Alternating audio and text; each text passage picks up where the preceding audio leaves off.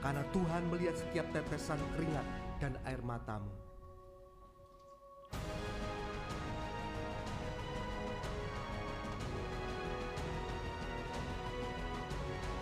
Seperti orang-orang yang bermimpi, seperti itulah engkau akan melihat keluargamu dipulihkan dan berbahagia. Karena berlandaskan kesucian, kepercayaan dalam keluarga, terpelihara kasih dan pengampunan.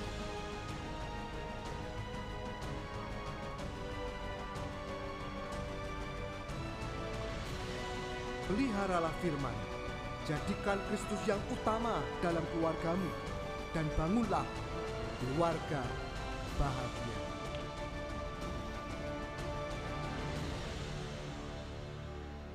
Haleluya, selamat sore, shalom Bapak Ibu Saudara yang dikasihi Tuhan. Shalom. Sekali lagi shalom, boleh sambil lambaikan tangan. Haleluya, saya percaya sepanjang minggu ini sungguh kita mengalami kebaikan Tuhan, kita mengalami penyertaan Tuhan, amin. Amin. Terima kasih Bapak, terima kasih Yesus untuk setiap kebaikan-Mu, untuk setiap kemurahan-Mu. Mari sore hari ini Bapak Ibu Saudara, sama-sama kita siapkan hati kita untuk kita masuk hadirat Tuhan, kita menikmati hadirat Tuhan. Sama-sama kita bersatu hati di dalam doa. Terima kasih Bapak, terima kasih Yesus, sungguh Tuhan, kami mengucap syukur Tuhan untuk setiap kebaikan-Mu, untuk setiap kemurahan-Mu Tuhan. Kalau sampai hari ini Tuhan kami boleh ada Tuhan di tempat ini, semua karena penyertaan-Mu Tuhan dan cinta kasih-Mu atas hidup kami Bapa. Sore hari ini Tuhan, kami rindu Tuhan untuk menikmati hadirat-Mu Tuhan. Karena kami yakin dan percaya Tuhan, tidak ada tempat terindah Tuhan selain duduk diam di hadirat-Mu Yesus. Kami mau membawa hati kami, hidup kami untuk terus memuliakan nama-Mu, meninggikan nama-Mu. Karena hanya Engkaulah Tuhan yang layak dimuliakan dan layak ditinggikan. Kami mau menyenangkan-Mu Tuhan. Kami serahkan ibadah kami Tuhan. Amin.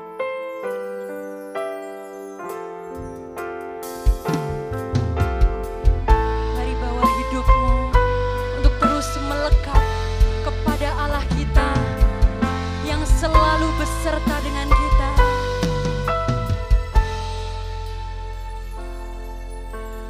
Hanya Kau tempatku berlindung,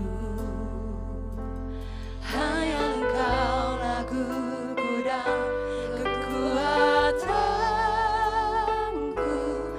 Izinkanlah ku datang menyembah, membawa syukurku. Hanya Kau tempatku berlindung, hanya Engkau laguku dan kekuatanku. Izinkanlah ku datang menyembah, membawa syukurku.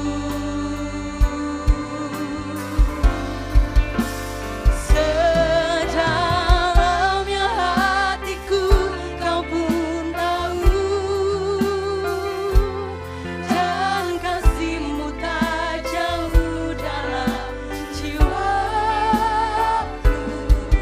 Di dalam kesesakan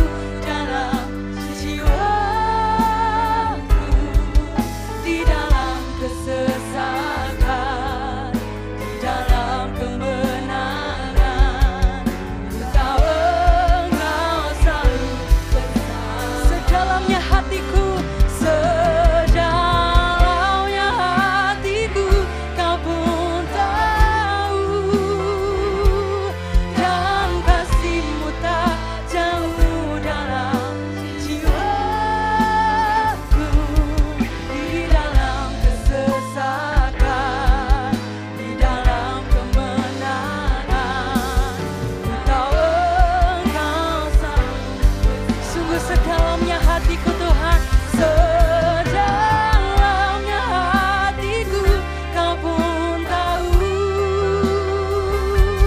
dan kasih-Mu tak jauh dalam jiwaku, di dalam kesesakan, di dalam kemenangan. Dalam hadirat Tuhan, saya undang Bapak Ibu Saudara untuk bangkit berdiri. Mari angkat suaramu bagi Allah kita. Sedalamnya hatiku Kau pun tahu, dan kasih-Mu tak jauh dalam jiwaku, di dalam kesesakan, di dalam kemenangan. Ku tahu Engkau selalu bersamaku.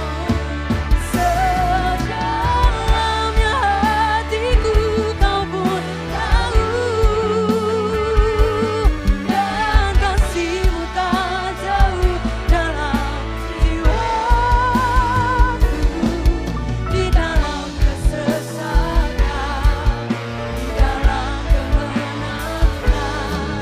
Ku tahu Engkau selalu bersamaku.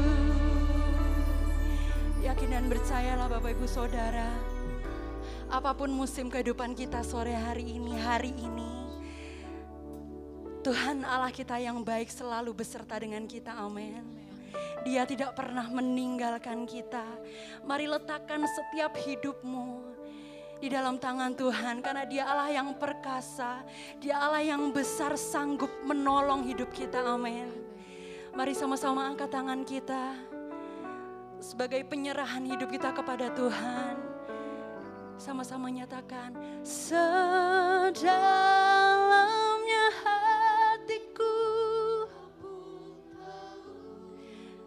dan Engkau bukan Allah yang jauh Tuhan. Kami mau terus melekat dekat dengan Engkau, karena kami bukan siapa-siapa tanpa-Mu Tuhan. Di dalam kemenangan, ku tahu Engkau selalu bersama. Sedalamnya hatiku Kau pun tahu, dan kasih-Mu tak jauh dalam jiwaku, di dalam kesesakan, di dalam kemenangan.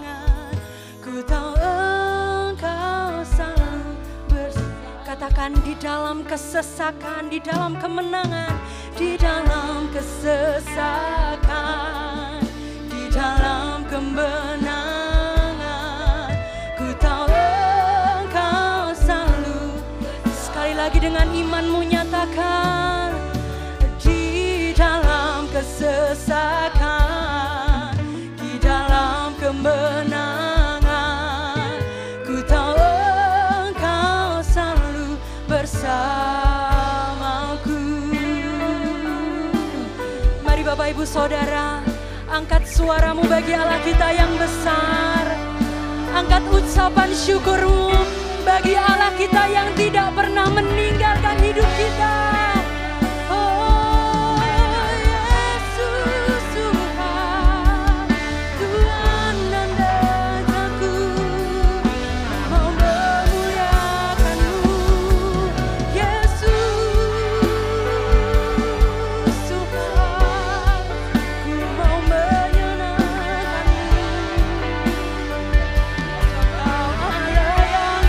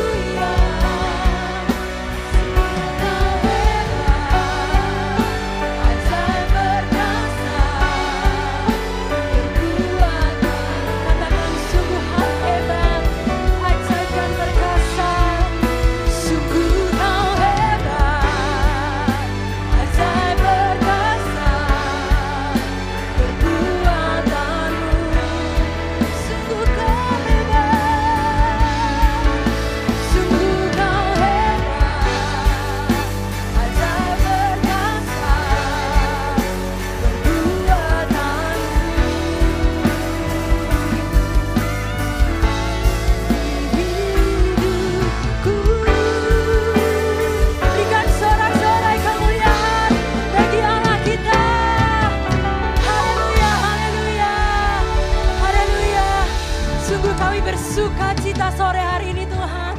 Kami mau bawa hidup kami Tuhan, pujian penyembahan kami Tuhan, hanya bagi Engkau, Allah kami yang hidup. Terima kasih Bapa, terima kasih Yesus. Mari yang siap memuliakan nama Tuhan, sama-sama katakan, amin, amin. Kita yakin dan percaya, kita menyembah Allah yang hebat dan perkasa, amin, amin. Mari angkat suaramu bagi Allah kita, Raja di atas segala raja.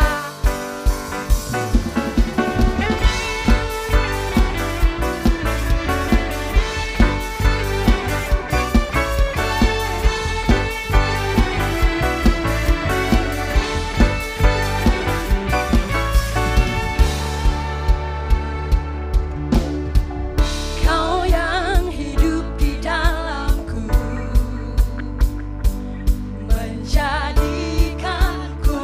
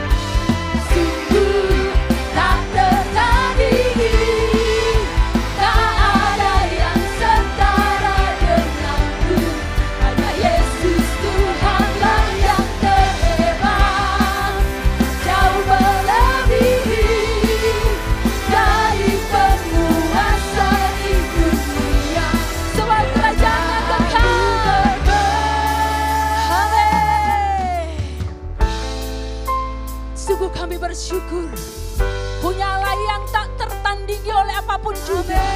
Tidak ada yang dapat disebandingkan dengan Engkau Tuhan. Haleluya. Syukur. Bersama saya saudara, bangkitkan iman kita dan katakan, sungguh tak tertandingi. Sungguh tak tertandingi. Tak ada yang setara denganmu. Hanya Yesus Tuhanlah yang terhebat. Jauh melebihi dari penguasa di dunia. Kerajaan-Mu kekal. Haleluya. Sungguh tak tertandingi. Tak ada yang setara denganmu. Hanya Yesus Tuhanlah yang terhebat. Jauh melebihi dari penguasa di dunia. Kerajaan-Mu kekal. Haleluya. Terima kasih Tuhan. Kami punya Allah yang hebat. Haleluya. Silakan duduk saudara. Kita akan mendengarkan pujian dari Latrevo.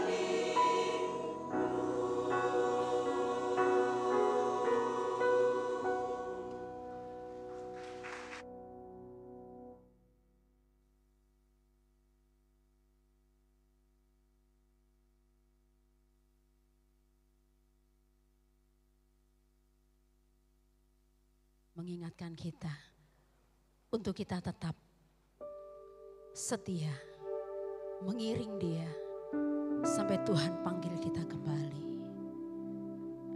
Sebab daripadamu-lah Tuhan letak kebahagiaan kami. Sukacita kami penuh karena Engkau.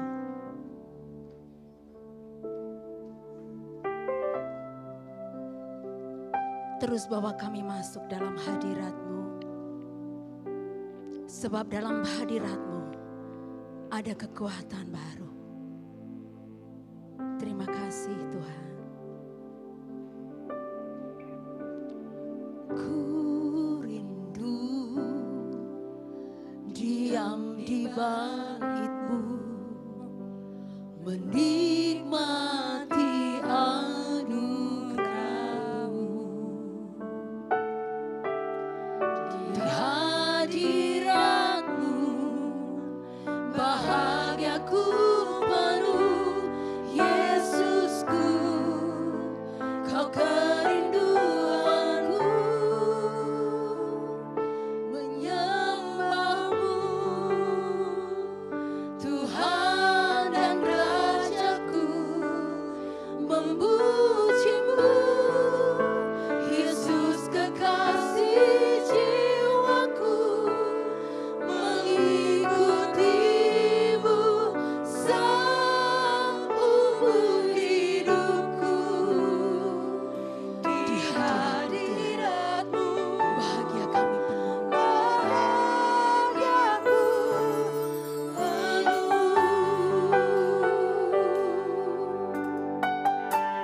Syukur. Ku rindu diam di bait-Mu, menikmati anugerah-Mu. Di hadirat-Mu bahagiaku penuh, Yesusku, Kau kerinduanku. Bersama katakan, menyembah-Mu, Tuhan dan Rajaku, memuji-Mu, Yesus kekasih jiwaku, mengikuti-Mu seumur hidupku. Di hadirat-Mu bahagiaku penuh.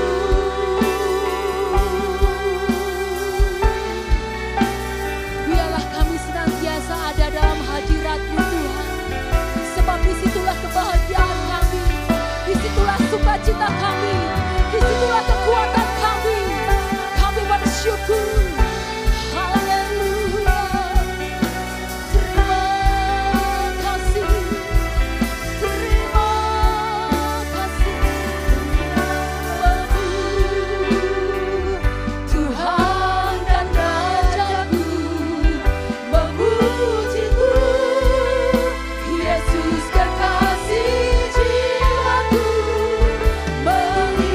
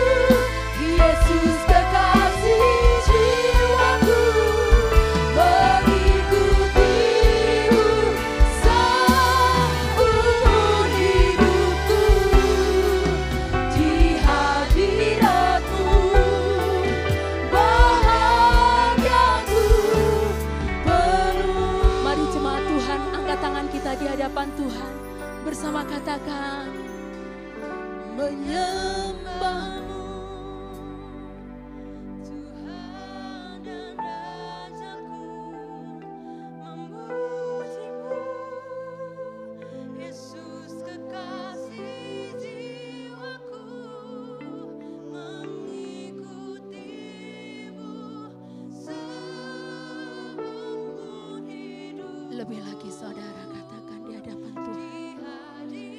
Hanya saat kami menyembah-Mu Tuhan, bahagia kami penuh.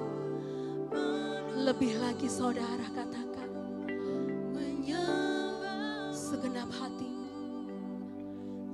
Bapa, Engkau mendengar setiap pujian kami. Engkau mendengar setiap jeritan hati kami. Bahkan bahasa tetesan air mata, Engkau mengerti Tuhan. Biarlah ini menjadi deklarasi kami seumur hidup kami. Kami mau terus setia mengiring Engkau.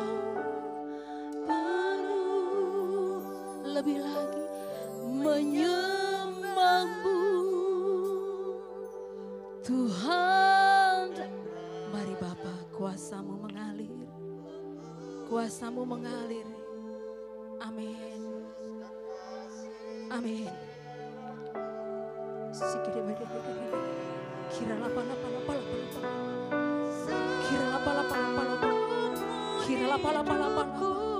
Kira lapa. Di hadirat-Mu bahagiaku menyembah-Mu,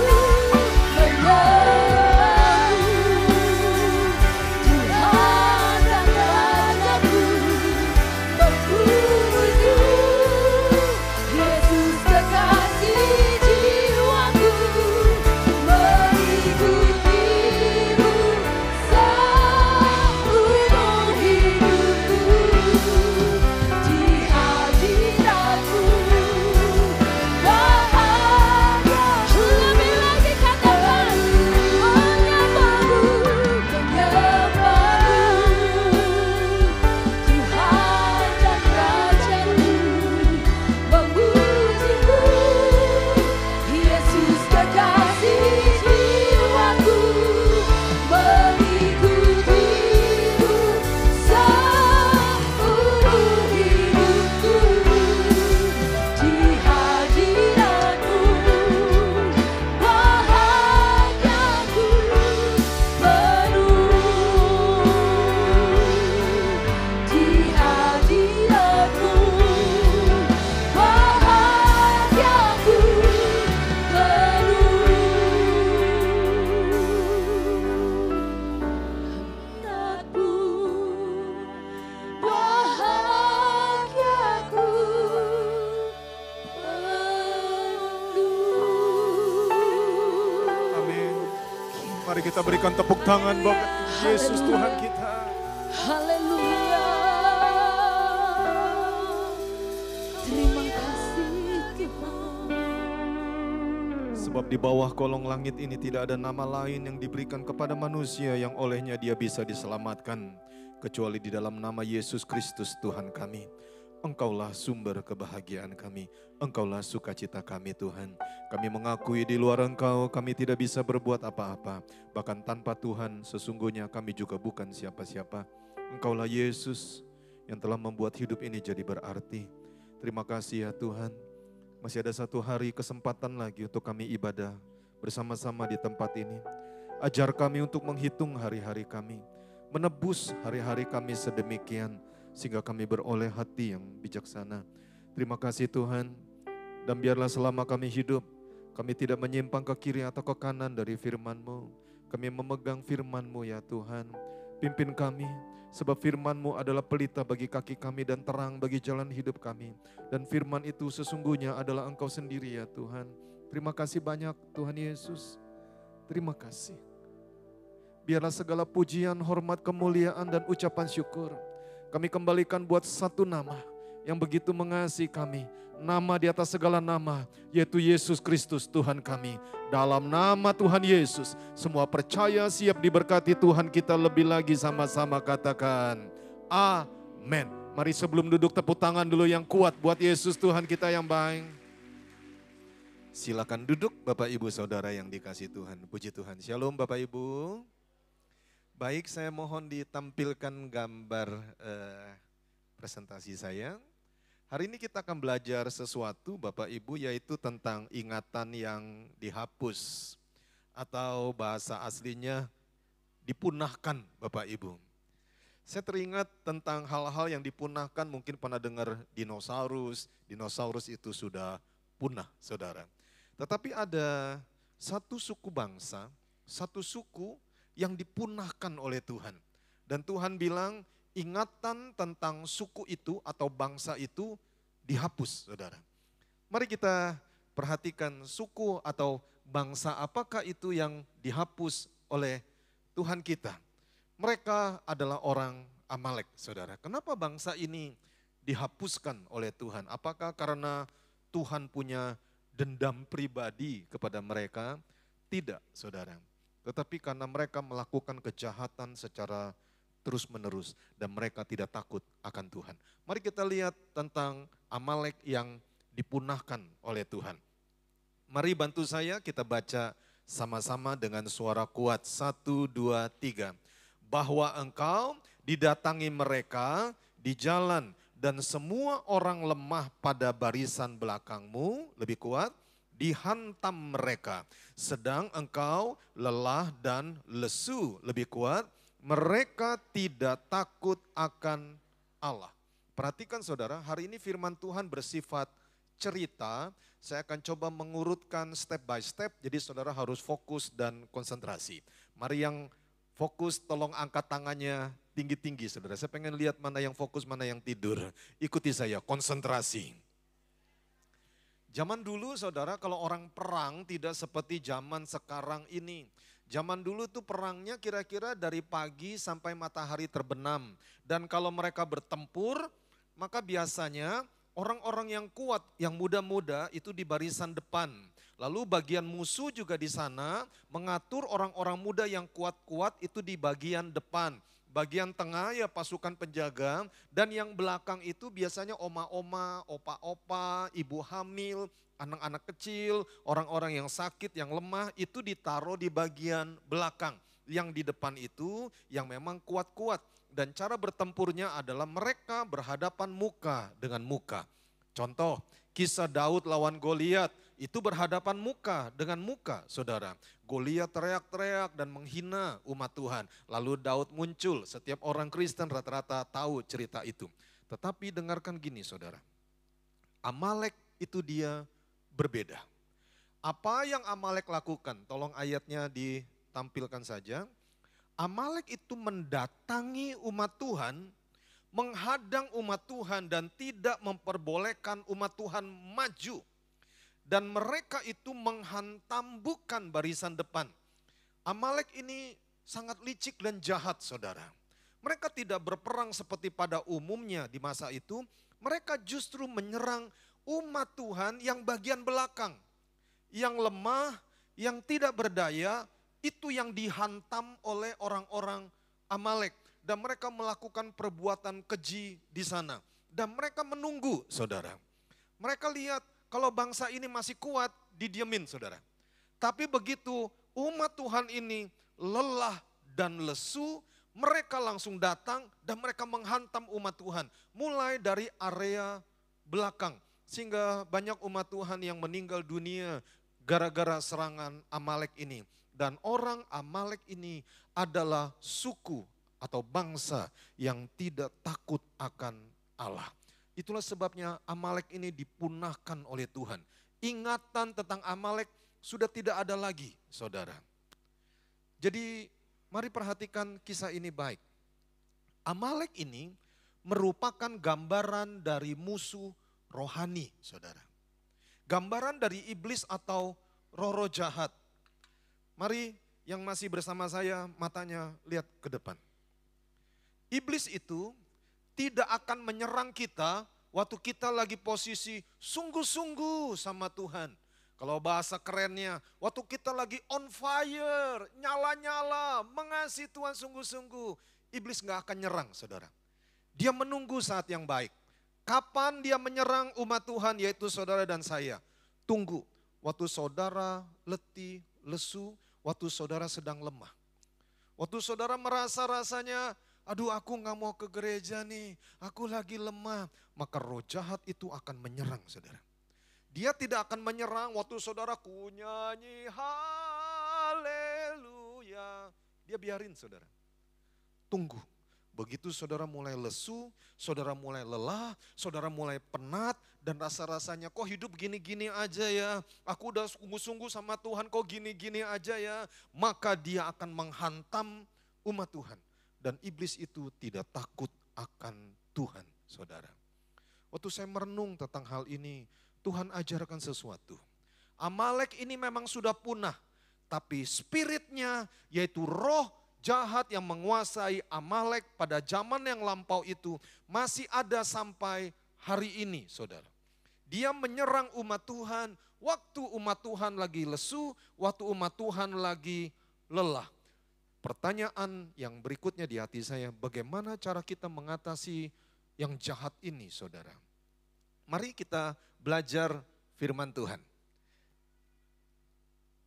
Yuk bantu saya baca ayat ini, Keluaran 17 ayat ke-8. Mari yang masih bisa terbaca atau yang masih bisa baca, tolong bantu baca yang kuat. 1, 2, 3. Lalu datanglah orang Amalek dan berperang melawan orang Israel di Rafidim. Dan beginilah cara umat Tuhan waktu itu menangani atau melawan atau menang perang melawan Amalek. Mari baca yang lebih kencang lagi. 1, 2, 3. Musa berkata kepada siapa? Yosua, pilihlah orang-orang bagi kita. Lalu keluarlah berperang melawan orang Amalek. Besok aku akan berdiri di puncak bukit itu dengan memegang apa saudara? Tongkat Allah di tanganku. Jadi dari ayat ini saya belajar sesuatu. Bagaimana waktu roh jahat itu menyerang kita waktu kita lesu dan lelah. Tuhan ngomong lewat Musa kepada Yosua, beginilah cara berperangnya. Pilihlah orang-orang bagi kita. Ikuti saya bersama-sama, pilihlah. Jadi kalau saudara mau menang melawan spirit ini, melawan roh jahat, maka pertama-tama Tuhan katakan, pilihlah. Artinya begini saudara, berteman kita sama setiap orang. Tapi kalau bersahabat atau bergaul, kita harus pilih-pilih saudara. Saya bayangkan kalau Yosua nggak pilih, perang lawan Amalek. Lalu Musa berkata, ya udah ambil aja seberapa yang mau, ayo pergi perang. Maka bersama dengan Yosua akan ada orang-orang yang disebut tukang kritik. Orang-orang yang bisanya marah-marah saja. Orang-orang yang bersungut-sungut, orang-orang yang tidak mau taat. Dan apa yang terjadi waktu perang melawan Amalek? Maka umat Tuhan pasti bisa dikalahkan. Umat Tuhan pasti kalah. Kenapa? Sebab bersama-sama dengan Yosua seandainya tidak dipilih, berhimpunlah orang-orang yang tukang marah dan tukang kritik. Yosua, ngapain sih perang terus? Nggak capek apa? Istirahat dong, saya perlu waktu istirahat nih. Atau ada orang yang bersungut-sungut dan dia malah maki-maki Musa, maki-maki Joshua. Ada orang yang gak taat, kemudian dia gak mau ikut, dia tidur-tiduran. Maka apa yang terjadi dengan orang-orang yang kalau dipilih asal-asalan atau tidak mau dipilih ini, mereka akan melemahkan umat Tuhan yang akan berperang sungguh-sungguh melawan Amalek. Jadi ketahuilah saudara, mari fokus lagi. Kalau kita mau perang melawan roh-roh jahat, kita harus pilih orang-orang yang bersama-sama dengan kita. Kita memang berteman kepada semua orang, tapi bergaul harus pilih-pilih. Yang mau menang melawan roh jahat katakan amin. Kalau kita bergaul dengan orang yang suka marah-marah, maka kita terbiasa dengan tingkah lakunya dan tidak heran kita juga menjadi suka marah-marah saudara. Bergaul dengan orang yang suka kritik, bergaul itu apa sih Pak? Bergaul itu begini, orang yang suka ngopi bareng sama kita, orang yang suka jalan bareng sama kita, orang yang suka curhat-curhatan sama kita, orang yang mungkin nginep bisa pergi bareng-bareng sama kita. Pokoknya kita banyak habiskan waktu bersama dengan orang itu. Kenapa kita harus pilih-pilih? Sebab orang-orang yang bersahabat atau bergaul dengan kita ini, dia bisa mempengaruhi kita.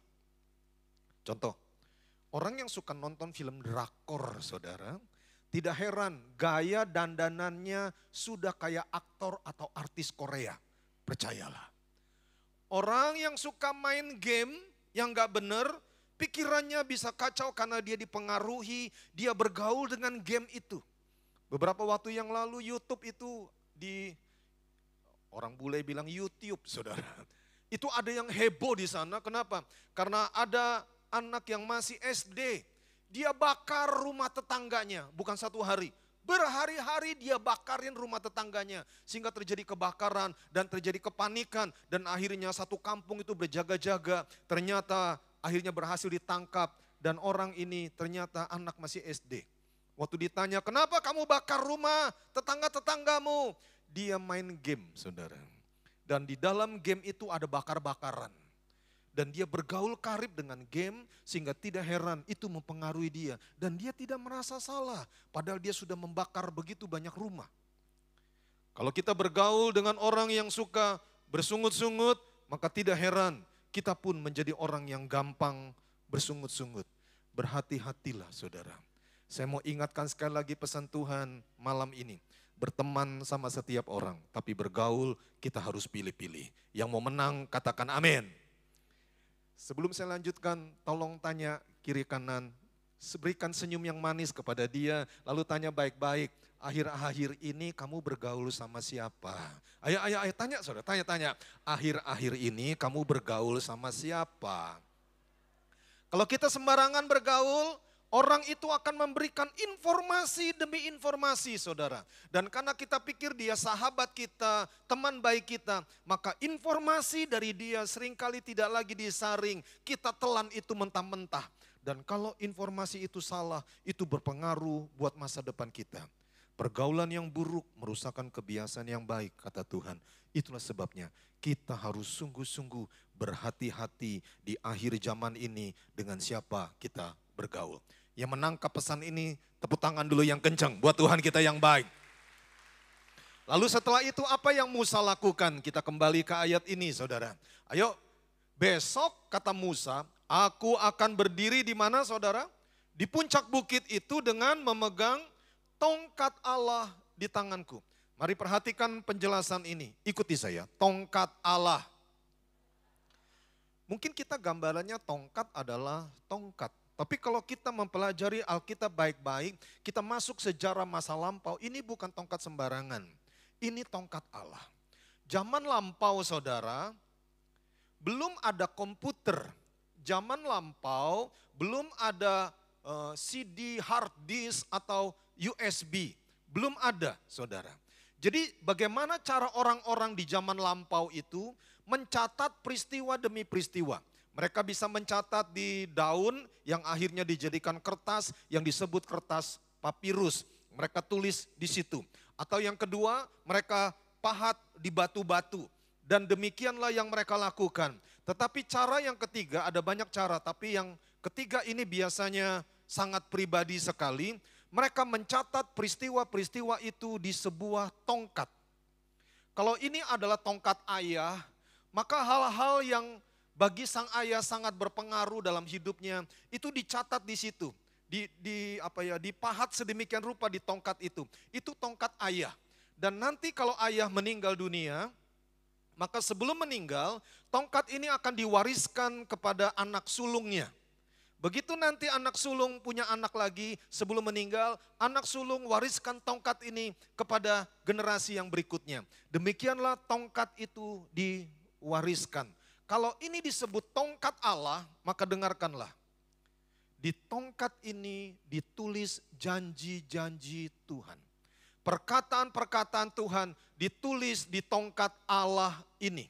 Jadi waktu Musa berkata, aku naik ke atas bukit dan memegang tongkat Allah, itu artinya Joshua, aku doa di atas sambil memegang janji Tuhan. Yang mengerti sampai poin ini katakan amin.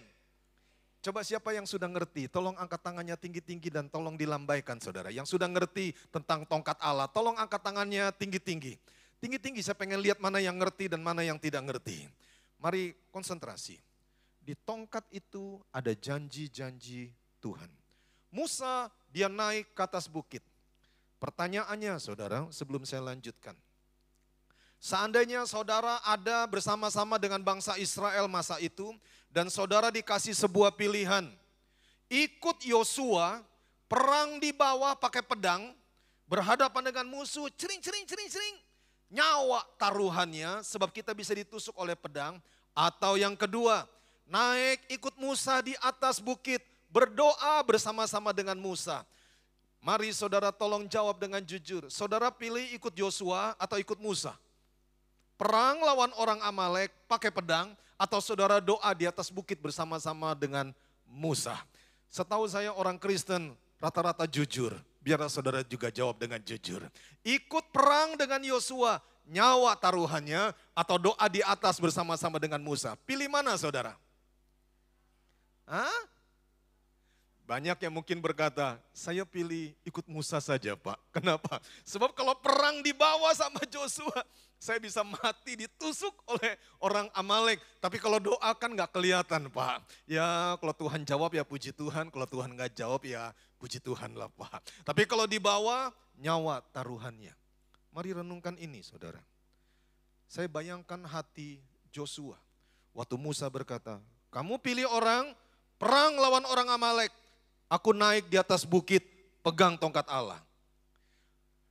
Bayangkan hati Joshua. Bisa saja dia bilang begini, hah? Apa Musa? Kamu naik ke atas bukit, kamu doa. Saya perang, ya enak situ dong. Kalau kamu doa, kalau kamu pegang tongkat Allah, kalau kamu tidur bagaimana? Sementara saya dibawa perang dengan orang Amalek, saya bisa mati dibunuh dong. Enak kamu Musa. Musa harusnya kamu pemimpin. Kamu yang jalan di depan, kan kamu panglima. Dengar saudara, Musa itu badannya atletis ya. Dia itu mantan panglima. Jangan bayangkan Musa itu kurus gitu, tidak. Dia badannya atletis dan Musa itu kalau pukul orang saudara, orang itu bukan pingsan, mati saudara. Musa itu seorang yang ahli berkelahi. Saudara baca nanti di firman Tuhan, bagaimana dia pukul orang Mesir mati di tempat saudara. Jadi bisa saja Yosua bilang, Musa kamu yang pimpin dong, kan kamu yang leadernya, harusnya kamu di depan dong. Tapi dengarkan, Yosua tidak lakukan itu.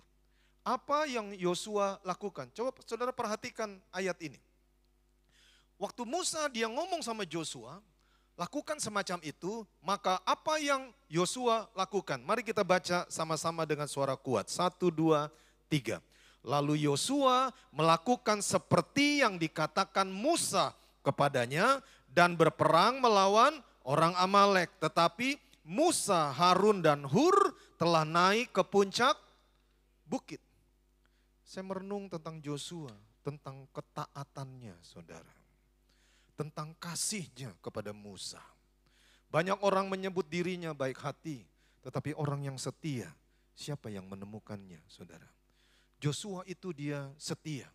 Dia enggak compare saudara. Dia enggak bersungut-sungut. Dia tidak marah sama Joshua kepada Musa sang pemimpin. Tetapi dia melakukan seperti yang dikatakan Musa kepadanya. Tidak ada sungut-sungut. Tidak ada ngedumel. Tidak ada marah-marah. Tidak ada compare saudara. Dia enggak bilang begini, wah kamu enggak cocok jadi pemimpin saya. Saya cari pemimpin yang beda lah. Di sana ada pemimpin yang lebih bagus lagi kayaknya.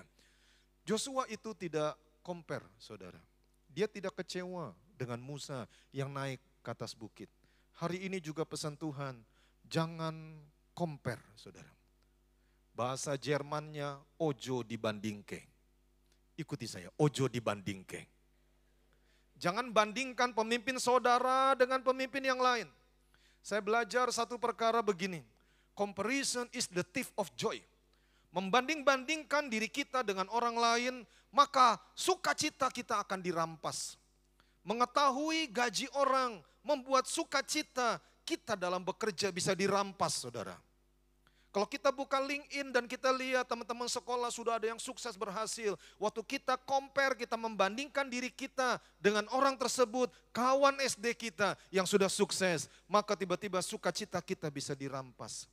Membandingkan keluarga kita dengan keluarga orang lain, membuat sukacita kita bisa dirampas. Membandingkan gereja kita dengan gereja orang lain, membuat kita yang tadinya bersukacita datang ke gereja, sukacita kita bisa dirampas.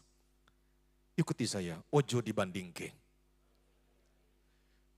Kalau kita nggak kuat lihat medsos, jangan lihat medsos, saudara. Sebab di medsos selalu ditampilkan hal-hal yang belum tentu seindah warna aslinya, saudara. Yosua dia nggak compare, dia melakukan percis seperti yang Musa lakukan. Dan mari kita lihat ayat yang selanjutnya, saudara. Mari kita baca ayat ini sama-sama dengan suara kuat yang masih bersama saya. Ayo, 1, 2, 3. Dan terjadilah apabila Musa mengangkat tangannya, lebih kuatlah Israel. Tetapi apabila ia menurunkan tangannya, lebih kuatlah Amalek.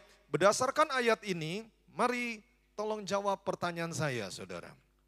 Mana yang lebih penting? Apa yang Musa lakukan di atas bukit atau apa yang Yosua lakukan dalam peperangan melawan Amalek? Mana yang lebih penting? Musa atau Joshua? Mana yang lebih penting, saudara? Hah? Kurang berani. Mana yang lebih penting? Musa atau Joshua? Kalau kita ditanya, mungkin ada yang berkata, oh ya dua-duanya penting lah Pak. Saya setuju, dua-duanya penting. Kalau Musa nggak turun ke bawah, kalau Joshua nggak turun ke bawah, ambil pedang, berperang melawan orang Amalek, Amalek tidak bisa dikalahkan, saudara. Tetapi kalau Musa juga tidak doa di atas bukit pegang janji Tuhan, maka Amalek juga tidak bisa dikalahkan. Dua-duanya penting. Tetapi kalau ditanya mana yang lebih penting, jawabannya adalah apa yang dilakukan oleh Musa, itu yang lebih penting. Dari prinsip ini, dengarkanlah saudara. Apa yang kita menangkan di alam roh, itu jadi di alam nyata. Jangan anggap remeh doa. Ada orang yang berkata, ya doa itu adalah alternatif terakhir.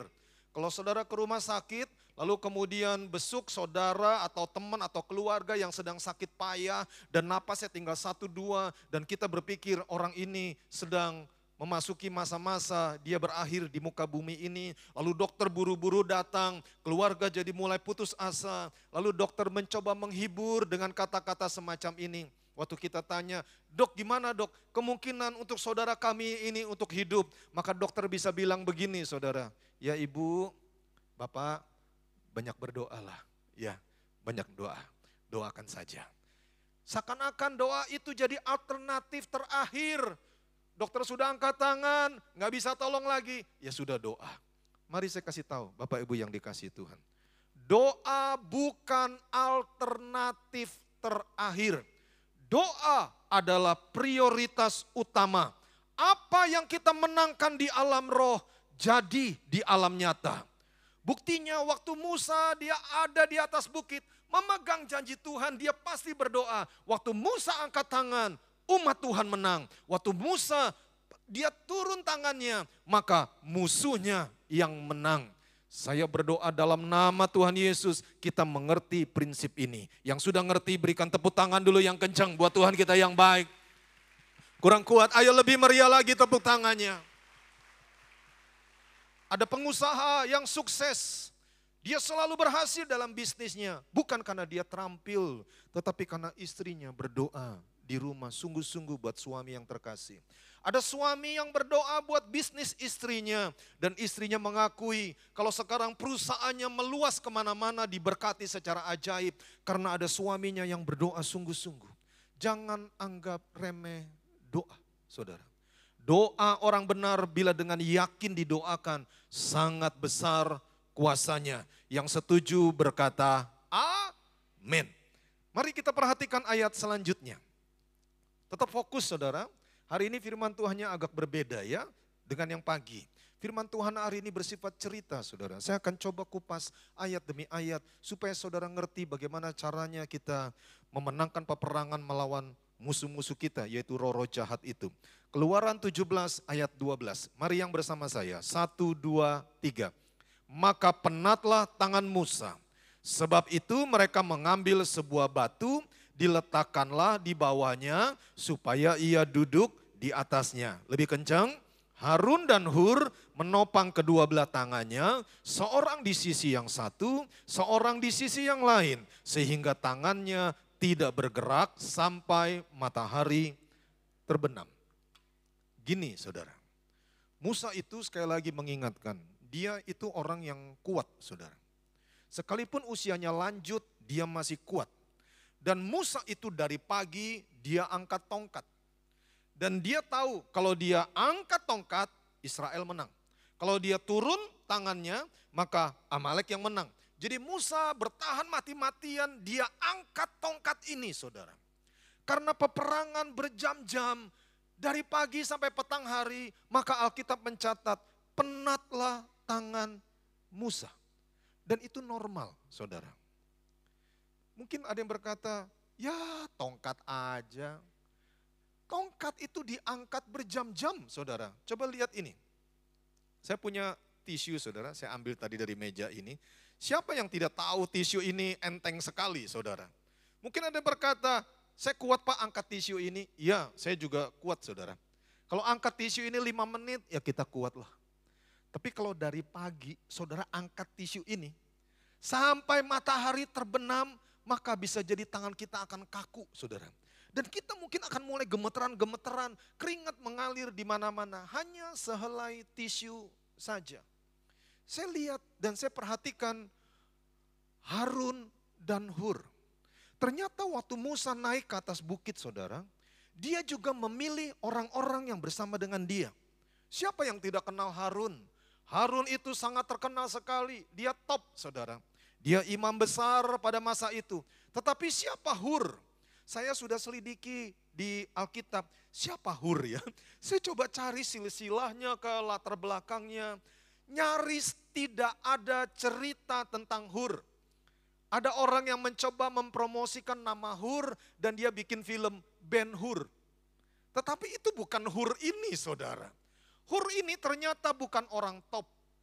Harun memang orang top, tapi Hur dia bukan orang top. Manusia itu cenderung suka dekat dengan orang yang top, orang yang terkenal saudara. Tetapi Musa memilih orang yang tidak top, yang namanya adalah Hur.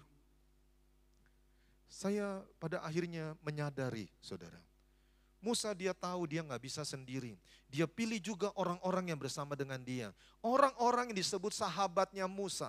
Dan mereka bertiga naik ke atas bukit. Dan lihatlah apa yang terjadi. Musa nggak kepikiran perang akan lama. Tetapi waktu Musa angkat tangan perang nggak selesai-selesai. Lalu penatlah dia saudara. Perhatikan Harun dan Hur. Apakah mereka mengejek Musa? Apakah mereka berkata, Daelah. Tongkat aja gak kuat, katanya panglima. Pukul orang mati, angkat tongkat aja gak kuat. Kamu gimana sih? Tidak saudara. Mereka tidak ngebully Musa. Mereka tidak berkata-kata buruk kepada sang pemimpin. Saya terkagum-kagum dengan Harun dan Hur ini. Dari mana mereka tahu Musa itu penat? Pasti mereka perhatian sama Musa. Mereka tidak masa bodoh gitu. Musa angkat tangan, lalu mereka lihat-lihat, wih menang, ayo Musa terus, ayo cayo, ayo angkat terus. Tidak saudara, mereka tahu suatu saat ada momennya Musa menjadi penat. Harun dan Hur mereka melakukan sesuatu, begitu mereka tahu Musa penat, apa yang mereka lakukan? Coba kita baca ayatnya lagi saudara. Mereka mengambil sebuah, apa saudara? Batu diletakkan di bawahnya. Ini bukan batu kerikil saudara ya. Bisa saja mereka ambil batu kecil, Musa duduk. Kalau batu itu terlalu kecil Musa duduk, maka Musa pasti ambeien. Saudara paham maksud saya? Ini batu yang berat minimal segini saudara. Dan Harun dan Hur juga sudah uzur saudara. Tapi mereka susah payah angkat batu itu supaya apa? Supaya Musa bisa duduk. Mengerti, tepuk tangannya dulu yang kencang buat Tuhan kita yang baik. Berbahagialah Bapak Ibu. Kalau Bapak Ibu punya sahabat dalam hidup ini. Berbahagialah. Sebab punya sahabat itu pun kasih karunia. Orang-orang yang ngerti kita, waktu kita penat, waktu kita rasanya lelah dalam hidup ini. Mungkin juga kita lelah dalam pelayanan, kita penat dalam melayani. Bisa, saudara. Tapi orang-orang itu tidak ngebully kita dan berkata, katanya pelayan Tuhan, masa begitu aja kalah, ayo dong. Tidak, Musa punya Harun dan Hur. Mereka tidak berkata apa-apa, tapi mereka langsung action, mengambil tindakan, mengambil batu supaya Musa bisa dalam tanda petik sedikit nyaman duduk di atas batu itu. Lalu coba kita lihat apa yang kedua hamba ini lakukan, hamba Tuhan ini Harun dan Hur. Supaya ia duduk di atasnya. Lalu kita baca ayat selanjutnya, Harun dan Hur, terus apa saudara? Menopang kedua belah tangannya. Ikuti saya, menopang kedua belah tangannya. Hari ini pesan Tuhan ini harusnya membekas di hati kita. Saya belajar satu perkara. Harun dan Hur, waktu dia tahu sang pemimpin ini sedang penat saudara, mungkin udah geter-geter tangannya, rasanya udah gak kuat angkat tongkat. Apa yang mereka lakukan?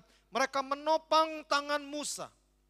Pertanyaannya, kenapa mereka gak ngambil tongkatnya? Kenapa mereka gak bilang begini? Ya, angkat tongkat aja gak kuat. Gimana sih, udah tongkatnya sini gantian dah. Lalu kemudian tongkat itu diambil oleh Harun. Harun bilang gini sama Hur, Hur nanti gantian ya, aku dulu. 1 jam gantian. Ini pemimpin kita ngangkat tongkat aja gemeter-gemeter. Lalu kemudian Harun dia angkat tongkat, dia udah capek, gantian. Hur terima. Lalu Hur angkat tongkat 1 jam, kemudian gantian. Harun terima. Lalu Musa dibiarkan, dianggap sudah gak mampu lagi. Apakah mereka lakukan itu? Tidak saudara. Mereka menopang tangan Musa, mereka tidak mengambil tongkatnya. Beda dengan dunia ini. Kalau ada pemimpin perusahaan kelihatan lemah, penat, rasa-rasanya ada hal-hal yang kayaknya udah gemeteran untuk melanjutkan usahanya. Bukankah seringkali ada anak buah yang ngambil tongkat itu saudara?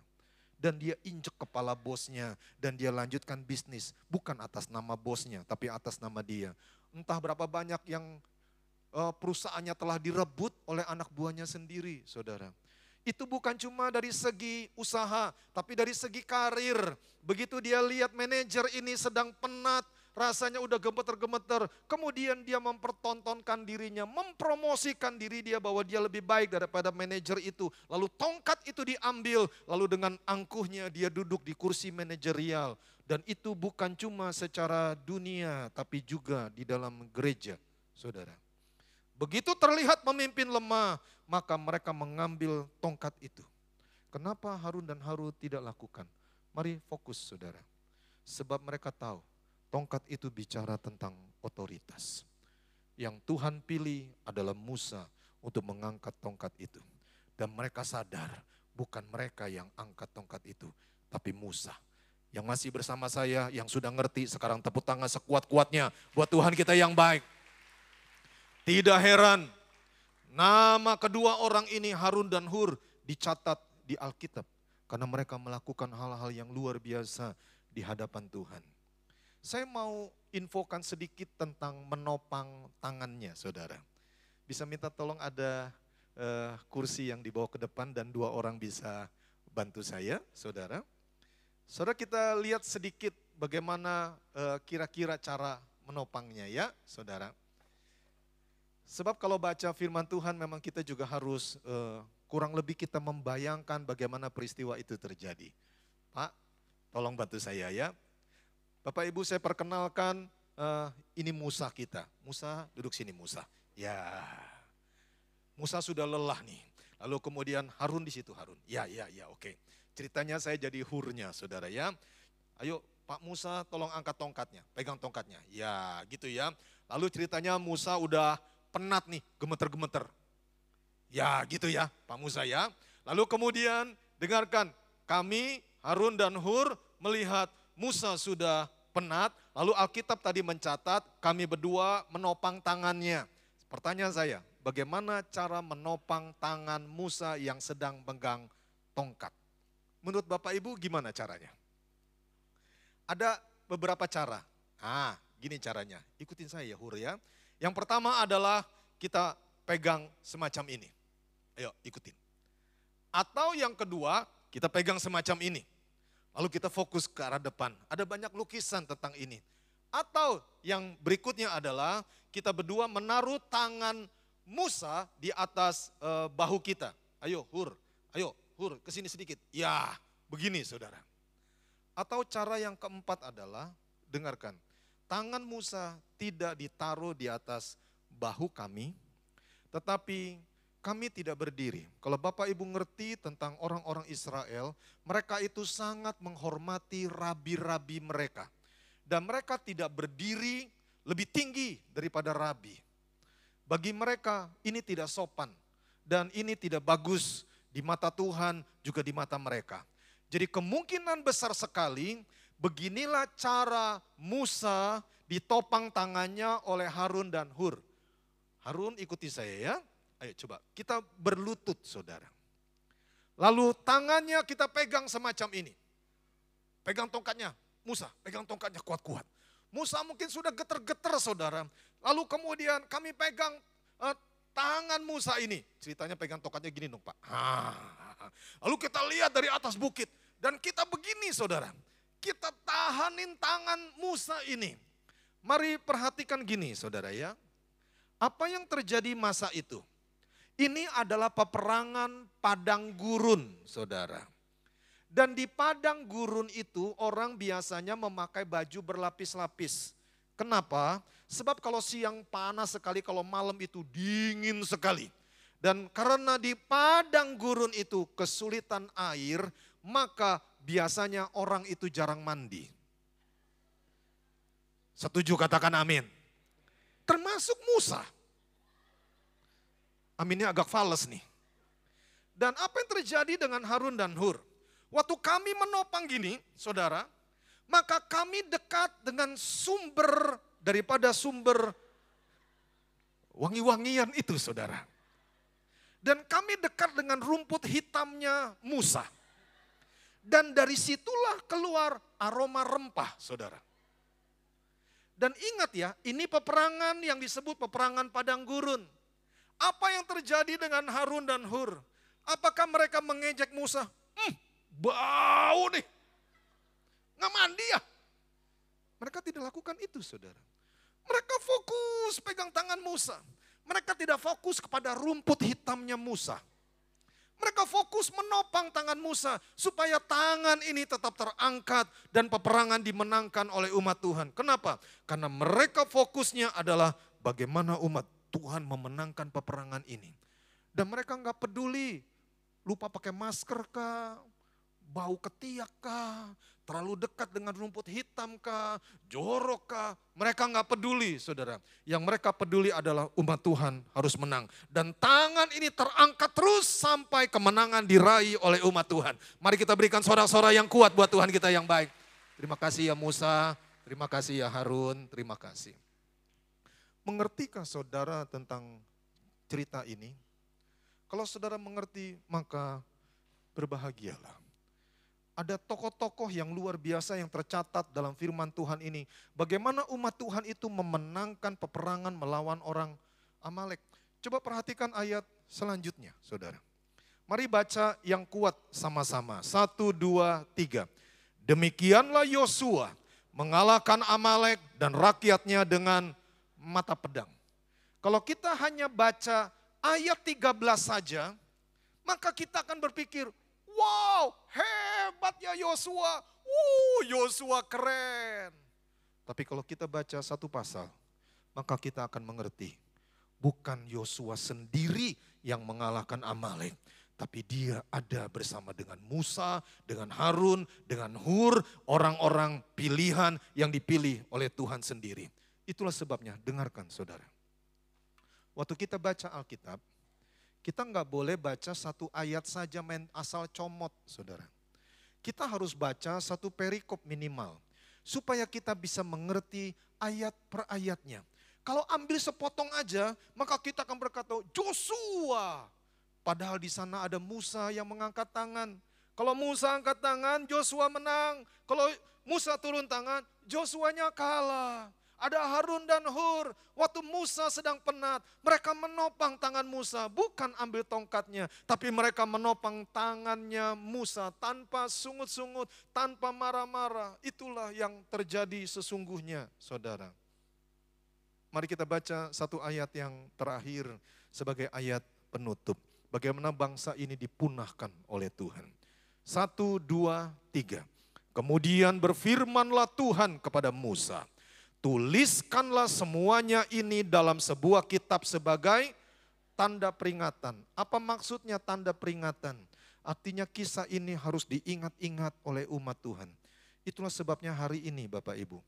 Kenapa Bapak Ibu datang malam ini ikut ibadah sore? Ada banyak cerita tentang kedatangan Bapak Ibu. Satu hal yang saya tahu, Tuhan itu sangat mengasihi Bapak Ibu. Tuhan membuat Bapak Ibu datang di sore hari ini untuk mengingat cerita ini. Dan selanjutnya Bapak Ibu juga disebut orang-orang pilihan Tuhan. Kita punya kesempatan, peluang untuk mengalahkan iblis dan roh jahat itu. Sepakat dalam nama Tuhan Yesus, sama-sama katakan amin. Ayo tepuk tangan dulu yang kencang buat Tuhan kita yang baik. Dan ingatkanlah ke telinga Yosua bahwa aku akan menghapuskan sama sekali ingatan kepada Amalek dari kolong langit. Sehingga hari ini saudara kalau nyari Amalek dia sudah enggak ada. Suku ini sudah dipunahkan. Tahukah saudara suatu hari nanti di surga kita enggak akan ingat akan iblis roh jahat itu. Musuh-musuh rohani kita. Karena ingatan tentang iblis itu sudah dihapuskan dari ingatan kita saudara. Dia akan disiksa siang malam di dalam lautan api dan belerang untuk selama-lamanya. Dan ingatan tentang duka cita, air mata yang diakibatkan oleh kuasa kegelapan itu dihapuskan daripada ingatan kita, saudara. Dan kita akan berbahagia selama-lamanya bersama-sama dengan Tuhan. Yang setuju, mari sorak-sorai lagi yang kencang buat Tuhan kita yang baik. Saya undang untuk pemusik ke depan, saya sedang senang nyanyi lagu ini saudara. Yang sudah bisa nanti tolong bantu saya ya. Bahwa sekali Yesus, selamanya Yesus. Dalam segala keadaan, waktu berlimpah maupun kurang, tetap Yesus yang mempesona hatiku. Dia beri damai dan kesempatan baru. Mari nyanyi yang kuat. Musim kehidupan, waktu berlimpah Maupun lemah, katakan tetap Yesus yang mempesona hatiku. Dia beri hidup dan kesempatan baru. Suatu hari ada satu jemaat dia bicara kepada saya di Jakarta. Sementara keyboard lebih sayup-sayup. Dia bilang, Pak, saya mau operasi jantung. Kemudian saya bilang, oh ya? Kemudian dia cerita waktu di medical check up, udah gak kelihatan jalurnya saudara. Waduh, bahaya tuh Pak. Kemudian di Jakarta dia operasi saudara. Saya tanyakan kabarnya dan saya dapat kabar beliau baik-baik saja. Hari Minggu ibadah raya ketemu dan saya samperin saudara. Pak, gimana? Yang saya tahu orang ini adalah orang yang murah hati saudara. Dia banyak nolong orang. Tapi gak ada yang tahu saudara. Dia banyak lakukan perbuatan-perbuatan yang baik. Dan oleh kasih karunia aja saya bisa tahu apa yang dia lakukan. Waktu saya deketin, gimana kabarnya Pak? Gimana operasinya? Kemudian dia senyum dan dia bilang, saya dapat 4 cincin Pak. Jadi di badan saya sekarang ada 4. Oh, wah terus gimana? Dokter bilang, saya pakai bahasa sehari-hari saudara ya. Harusnya dia itu sudah meninggal saudara. Karena sudah tersumbat begitu banyak dan tertutup.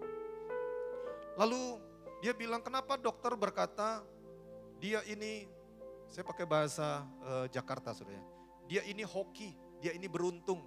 Kenapa? Karena secara alami ada jalur bypass saudara. Secara alami bypass ke arah jantung dia, sehingga jantung dia masih bisa berfungsi. Dan dengan bypass alami ini, dia masih bisa survive, dia masih bisa hidup, saudara. Dan hari itu untuk pertama kali dalam hidup saya mendengar adanya bypass alami, saudara. Yang saya tahu, Tuhanlah yang membuat jantungnya masih bisa berfungsi. Hari ini dengarkan, saudara. Waktu kita pegang janji Tuhan, kita lakukan apa yang Tuhan suka. Kita banyak berdoa, kita pegang janji Tuhan. Maka perkara-perkara ajaib itu pasti terjadi, saudara. Itulah sebabnya dalam segala keadaan. Mungkin Amalek sedang menyerang hidupmu, tiba-tiba saudara. Bukan waktu saudara lagi happy, tidak. Waktu saudara sedang lesu, lelah, iblis itu menyerang. Sehingga rasanya masalah itu bertubi-tubi. Ingatlah baik, kita punya potensi untuk menang karena kita juga orang-orang pilihan Tuhan. Yang bersama saya berikan sorak-sorainya buat Tuhan kita yang baik. Biar kita berkata, sekali Yesus, tetap Yesus. Setuju umat Tuhan katakan amin. Amin. Saya jemput Bapak Ibu bangkit berdiri. Sekarang saya pengen dengar jemaat sendiri nyanyi lagu ini. Pak, Bu dengarkan ya. Penyembahan itu adalah sesuatu yang sangat private, yang sangat pribadi. Yaitu saudara dan saya. Waktu kita menyembah, kita sedang doa Bapak Ibu. Dan karena di kata-kata yang kita ucapkan itu ada janji Tuhan. Iblis itu sangat benci kalau orang itu menyembah Tuhan sungguh-sungguh. Sebab dia tahu ada kemenangan di sana. Dan iblis itu seperti Amalek, dia begitu jahat dan dia tidak mau dikalahkan. Jadi waktu saudara sungguh-sungguh nyembah Tuhan dari hati, pasti atmosfernya beda. Nanti waktu saudara sedang berlimpah atau kurang. Waktu saudara sedang kuat atau sedang lemah. Biar kita berkata, tetap Yesus yang mempesona hati kita. Mari kalau sudah hafal boleh tutup matanya. Kalau belum hafal buka sedikit, nanti kemudian tutup mata lagi. Nyanyi dari hati saudara. Dalam segala, mari jemaat saja katakan, waktu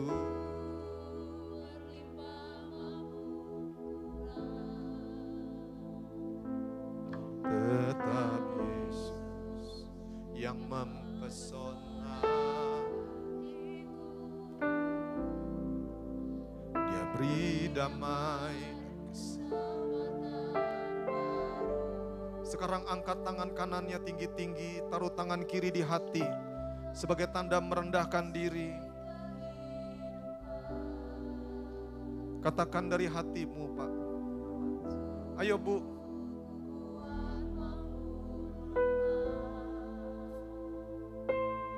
Tetap Yesus yang mempesona hatiku. Dan kesempatan angkat dua-dua tangan sekali. Lihatlah ya Tuhan. Banyak yang mengasihi-Mu di tempat ini. Tak akan hilang. Ayo.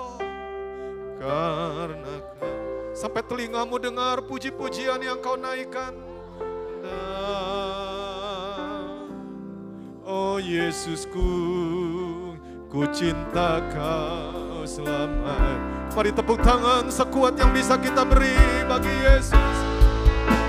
Sekali Yesus selamanya. Angkat hatimu saudara, angkat tanganmu di hadapan Tuhan. Tak akan hilang karena kasih-Nya sekarang ku ada. Oh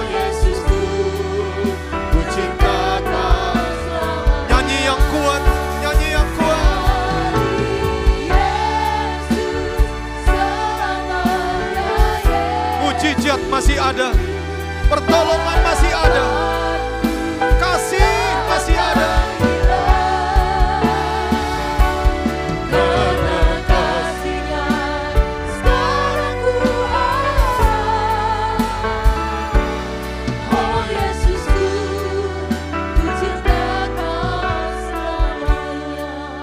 Angkat dua-dua tanganmu seperti Musa mengangkat tangan dan peganglah janji Tuhan. Apa yang kita menangkan di alam roh jadi di alam nyata, saudara. Mari mulai doa sama Tuhan, mulai doa sama Tuhan, mulai doa sama Tuhan. Jadilah kuat, jadilah sembuh, jadilah kuat, jadilah sembuh, jadilah kuat, jadilah sembuh. Pertolongan masih ada, kasih masih ada, pembelaan Tuhan masih ada. Mari berdoa saudara. Yang sudah bahasa roh, mari berdoa dalam bahasa roh. Yang lain doa dalam bahasa Indonesia. Mari angkat tanganmu dan menyembah Dia.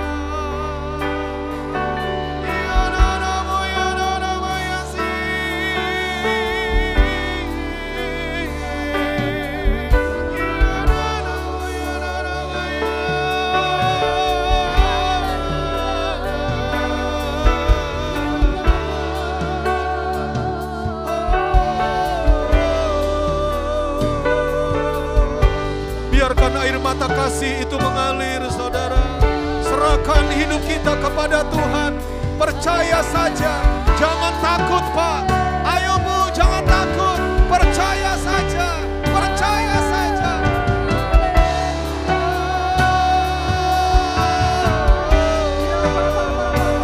Kali Yesus selamanya.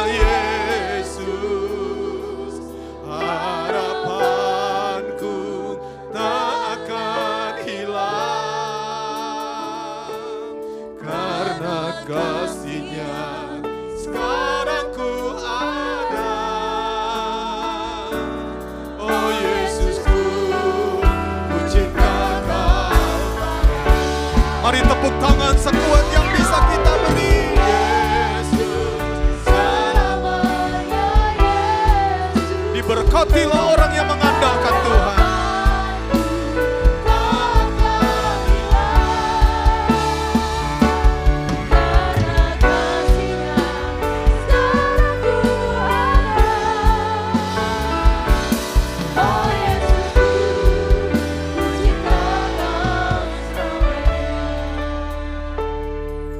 Bersyukur dan berterima kasih kepadamu Tuhan.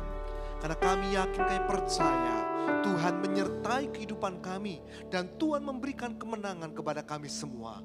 Terima kasih Bapa untuk kebenaran firman-Mu yang sudah menjadi berkat, kekuatan buat kami semua. Terima kasih Bapa untuk apa yang Kau berikan kepada kami. Di dalam nama Tuhan Yesus Kristus kami mengucap syukur, kami berdoa. Haleluya, amin. Puji Tuhan saudara, silakan duduk kembali. Tuhan memberkati kita semua. Nah saudara, ada beberapa buah pengumuman pada saat ini. Sambil Anda diberi kesempatan memberikan persembahan buat pekerjaan Tuhan. Yang pertama, ibadah doa malam akan diadakan nanti pada hari Selasa tanggal 27 Mei jam 7 malam di ruang doa. Dan kebenaran firman Tuhan akan dibawakan oleh Bapak Widya Hermawan. Kami undang Anda bisa hadir dalam ibadah doa malam tersebut. Yang kedua, ibadah kenaikan Tuhan Yesus akan diadakan nanti pada hari Kamis tanggal 29 Mei. Dan kita mengadakan 3 kali ibadah pada hari Kamis tersebut, jam 6 pagi, jam 9 pagi, dan juga jam 6 sore. Tiap ibadah disertai dengan perjamuan kudus. Mari hadirlah dalam ibadah kenaikan Tuhan ini. Dan selanjutnya setelah ibadah kenaikan Tuhan, seperti biasa mulai hari Jumatnya tanggal 30 Mei sampai tanggal 8 Juni, kita mengadakan KKR 10 hari Pentakosta. Setiap hari jam 6 sore, kecuali kalau hari Minggu seperti biasa jam 6, jam 9, dan jam 5 sore. Dan pada saat KKR ini akan dilayani Bapak Pendeta Sony Salucu, Bapak Pendeta Victor Purnomo, Pendeta Roni Daud Simeon, dan Bapak Pendeta Yosef Kelly. Dan yang keempat, Camp Aitin atau untuk anak-anak remaja akan diadakan tanggal 8 sampai 10 Juli di Wisma El Betel Karangpandan. Dan Pada camp ini akan dilayani Bapak Pendeta Arif Arianto dan Bapak Pendeta Yosef Kelly. Mari anak-anak remaja Anda bisa mendaftarkan diri dengan biaya pendaftaran sebesar Rp325.000 sampai tanggal 31 Mei atau sesudah itu Rp350.000. Dan yang kelima, retreat wanita akan diadakan pada tanggal 12 sampai 14 Agustus di River Hill Tawangmangu. Dan firman Tuhan akan dilayani juga oleh Ibu Pendeta Tanda Glori Pardede dan Bapak Pendeta Suyono. Mari ibu-ibu daftarkanlah segera dengan biaya pendaftaran Rp690.000. Dan yang terakhir, STT Torsina membuka pendaftaran untuk mahasiswa baru. Anda bisa mendapatkan infonya di kantor administrasi. Saudara, segeralah daftarkan diri Anda, kalau berminat maka Anda akan diberkati Tuhan luar biasa melalui pelajaran yang Anda dapatkan. Tuhan, Kau sungguh besar, karyamu sungguh ajaib. Kita nyanyi bersama-sama.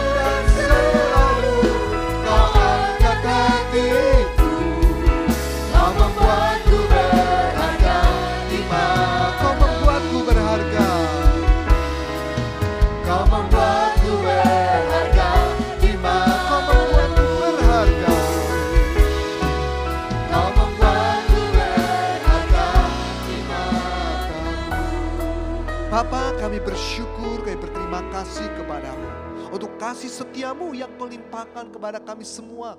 Melalui pujian penyembahan yang kami naikkan, melalui kebenaran firman-Mu ya Tuhan, kami percaya Tuhan sudah bekerja, Tuhan sudah berkarya, memberikan kekuatan, memberikan kemenangan di dalam kehidupan kami. Oleh sebab itu berkati anak-anak-Mu satu persatu Tuhan. Kuatkan iman mereka, teguhkan hati mereka. Ketika mereka harus menghadapi tantangan, menghadapi Amalek. Kiranya mujizat pertolongan Tuhan nyata dan kemenangan Tuhan berikan kepada mereka. Tuhan berkati mereka supaya mereka tetap setia, percaya, berharap hanya kepada-Mu saja. Dan Tuhan memberkati setiap anak-anak-Mu di tempat ini ya Tuhan. Berkatilah mereka dalam usaha mereka, berkati mereka dalam pekerjaan mereka.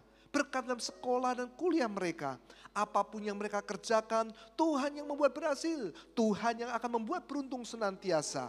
Dan Tuhan sendiri yang menyatakan kasih karunia untuk tiap rumah tangga, untuk tiap keluarga kami. Kasih dari surga melingkupi suami istri. Kasih dari Allah melingkupi keluarga kami. Terima kasih Tuhan, dan berkatilah anak-anakmu sakit, Tuhan jamah mereka. Tuhan tolong Tuhan untuk Ibu Lamio, kami berdoa untuk Ibu Bapak Tony, kami serahkan dalam tangan-Mu ya Bapa. Jamahlah tubuh mereka di dalam nama Tuhan Yesus Kristus. Mujizat Allah dinyatakan, dan Tuhan memberikan kesembuhan kepada mereka yang sakit ini, dan mereka sudah sembuh kembali. Terima kasih ya Bapak. Sebentar kami tidak kembali pulang. Tuhan pimpin kami, Tuhan sertai kami semua. Sehingga kami boleh pulang dengan selamat tanpa kurang satu apapun juga. Dengan berkat dan rahmat yang berasal dari surga. Karena itu yang jemaatnya diberkati dan kasih Tuhan. Dengan iman percaya, dengan ucapan syukur, mari kita menerima berkat bersama-sama. Biarlah berkat rahmat Allah Bapa, cinta kasih kemurahan Tuhan Yesus Kristus, serta persekutuan dari Roh Kudus menyertai sidang jemaat sekalian mulai saat ini sampai Maranatha Tuhan Yesus Kristus datang kembali yang kedua kalinya.